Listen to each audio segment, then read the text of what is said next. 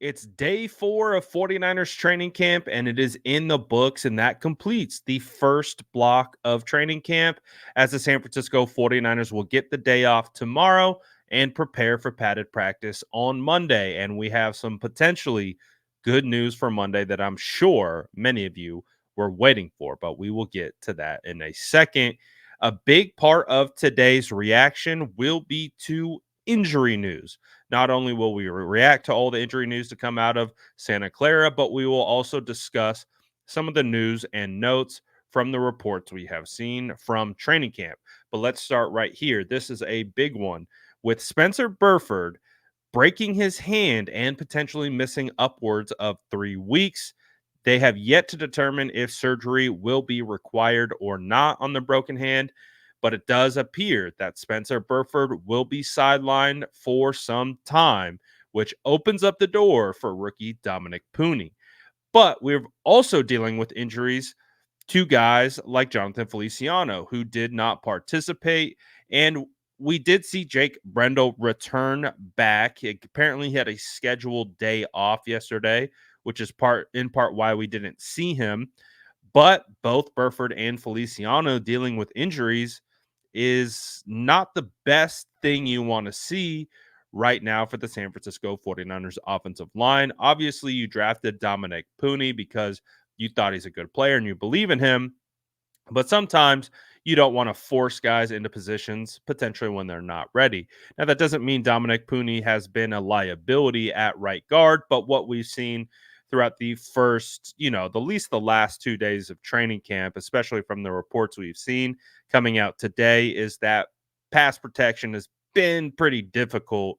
And of course, opening up running lanes. But as we know, there's no pads. That's why Monday is such a huge, huge practice, specifically for the offensive line. So we'll figure out what's going to be going down with the O line when it comes to how this all gets sorted out in the wash moving forward. But not the best news for Spencer Burford, who has been exclusively playing with the first team at right guard.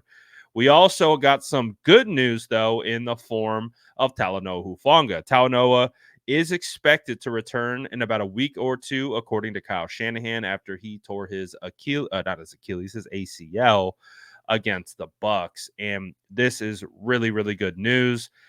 They're aiming for potentially getting him back around the joint practices with the Saints. So that's good too in regards to timetable for return.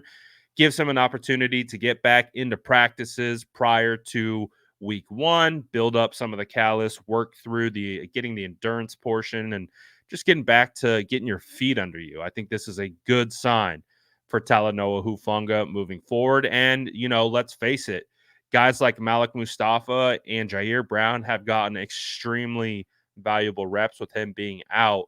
So, all things considered, if Talanoa Hufanga returns to form, this could be a good situation for the 49ers and especially for the younger safeties. The rookies have been dealing with some injuries. Ricky Pearsall obviously landed on the NFI list. Isaac Guerendo pulled up on day 1 with a hamstring injury, and Jacob Cowing missed today and yesterday with a hamstring injury. So all three dealing with soft tissue injuries. However, there is an expectation that Pearsall will make his training camp debut this Monday, according to Kyle Shanahan. Now, he doesn't say there's any guarantees, but there is a chance that he's going to go. My interpretation is if there wasn't a good chance that Pearsall was going to be available on Monday, I don't think Kyle Shanahan would have said anything. So I think this is a good sign for the rookie first rounder out of Florida, and we could see him in pads on Monday. So that is a phenomenal, phenomenal sign.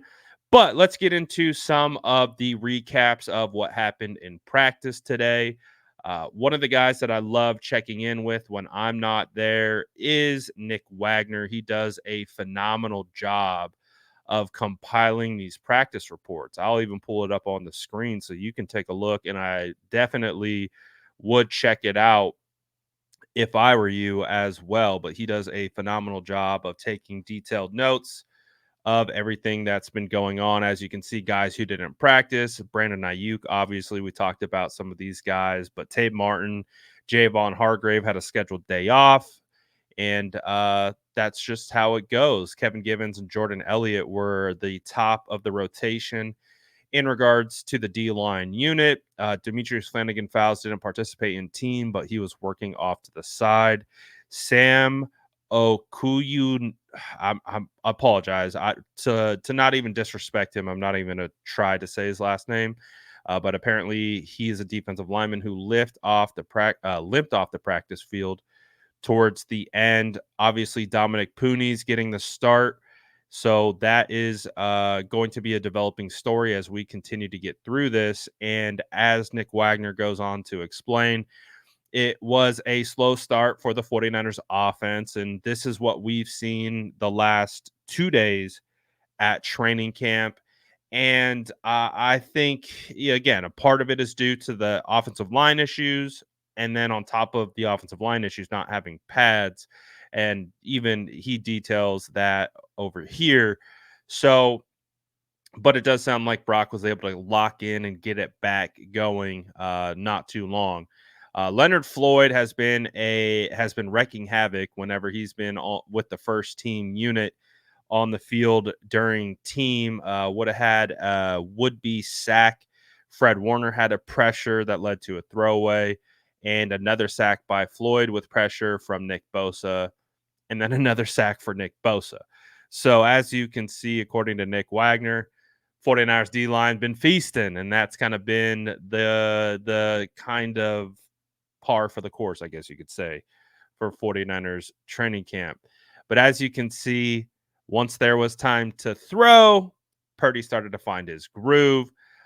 Nick Wagner goes on to say, after narrowly missing a back shoulder throw to Christian McCaffrey down the sideline and a nice pass breakup by Diamador Lenore against Cameron Latu, Purdy found Malik Turner with a layered throw over Warner down the middle, hit Debo on a comeback, and another layered throw to Chris Conley down the middle as he connected on his final 10 pass attempts. So that's what you love to see. Yes, did they struggle early on? Sounds like it. But the fact that Brock was able to come back and nail 10 passes in a row, and again, still behind that offensive line. It's not like the offensive line changed or anything. So that's good to hear on Brock. But also what I'm hearing out of 49ers training camp is Josh Dobbs finally felt comfortable. If you've been out to training camp, you've seen that Josh just doesn't it just you can sense the body language. You can sense with how he's everything I've seen of Dobbs so far, I would say you can sense the lack of confidence in kind of what he's doing, the like lack of rhythm and just the ability to get after it because he's probably still learning these players, still learning the offense. But according to Wagner, this was Dobbs's best practice, and he was also mixing in with the twos, where I think he's been predominantly with the threes so far, and apparently he only had one incompletion out of 11 attempts. And so again, a good day for Dobbs. Apparently Brandon Allen didn't have that great of a day. So where it was starting to seem like Brandon Allen was head and shoulders kind of in a better spot than Dobbs, it sounds like Dobbs is finally catching up to speed. But that is one thing that we discussed was Dobbs doesn't know the offense yet. You got to give him some time to get his feet under him. Wagner goes on to say that Debo Samuel is continuing to have a phenomenal training camp. Debo's been a part of everything. You know, out of all these players that have been in and out throughout training camp, Debo's been like the constant. He's been not only the constant out there, but he's been constantly making plays. And that was apparent the last couple of days of camp. And it sounds like it has continued. So it is a great sign for Debo Samuel moving forward. I love this one specifically because I've been kind of big fan of Cody Schrader and just seeing how he runs and his running style and how I can see it completely fitting in with Kyle Shanahan and the zone scheme that they run. Wagner says Schrader has a bit of an advantage in terms of adapting to the scheme because he ran plenty of wide zone at Mizzou, and it shows on the practice field. He seems to always hit the right hole at the right time and has been adept pass catcher so far. A long way to go to win a roster spot, but with Guerrero out, there should be opportunities to make a case.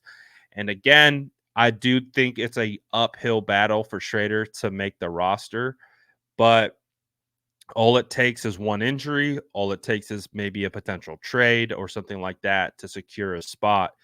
If Cody comes out and balls, we've seen the 49ers make way for undrafted free agents over third round draft pick running backs like Trey Sermon and TDP.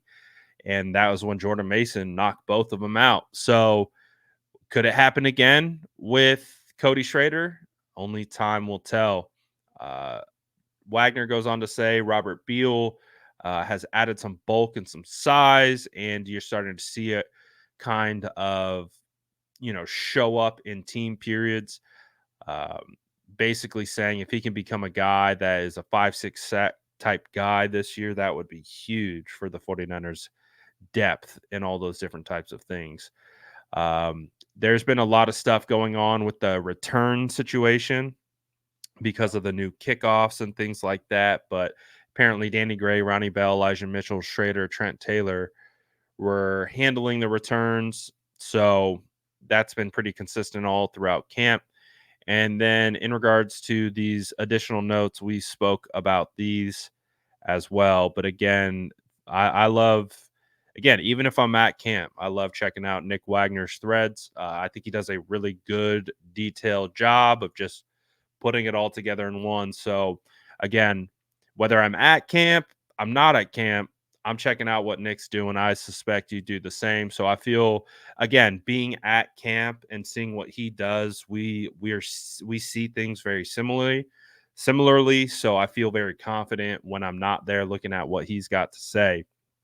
So in reaction to it all, I think the biggest thing I think is the injuries. The injuries is the most concerning part of it, but again, it's still early. It doesn't sound like anything is creeping into the season as of yet in regards to guys being out. It's just kind of dealing with, the wear and tear early on. Hopefully these guys can build some callus and we can get through this off-season program without any more injuries, but as we know, injuries is always going to happen. So that's my reaction to today's practices. I'll be back on Monday for padded practice, and I'm excited to see it all. Let me know what you guys think about how the 49ers did today and all these kind of moves and the injuries and everything that we heard about. Let me know in the comments below. And as always, make sure to like and subscribe for more updates.